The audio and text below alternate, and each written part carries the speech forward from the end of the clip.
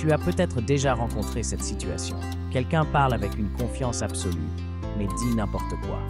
Et plus tu creuses, plus tu te rends compte qu'il ne maîtrise rien. Mais alors, pourquoi a-t-il autant d'assurance? Bienvenue dans l'effet Dunning-Kruger, un phénomène psychologique aussi fascinant que frustrant.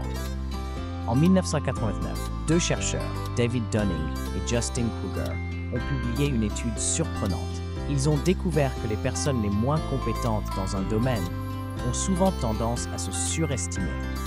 Elles croient en savoir plus qu'elles ne savent réellement, et elles ont du mal à reconnaître leur propre incompétence. À l'inverse, les personnes compétentes ont tendance à se sous-estimer. Elles sont plus conscientes de la complexité du sujet. Elles savent ce qu'elles ignorent. En gros, les moins bons pensent être bons. Les bons doutent d'eux-mêmes.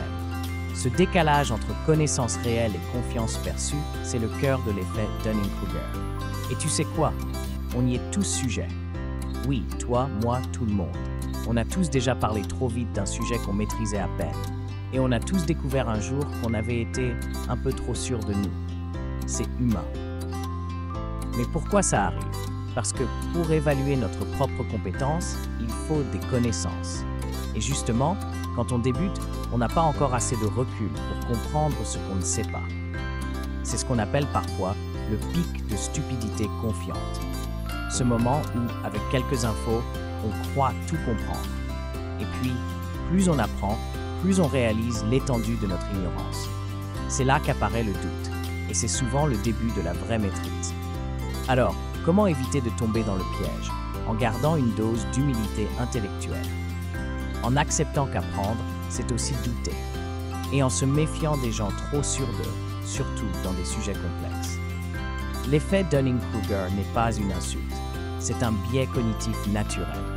Mais le reconnaître, c'est déjà faire preuve d'un peu plus de lucidité. Alors, la prochaine fois que tu te sens très confiant sur un sujet que tu viens de découvrir, pose-toi cette question. Et si j'étais justement en haut du pic Dunning-Kruger?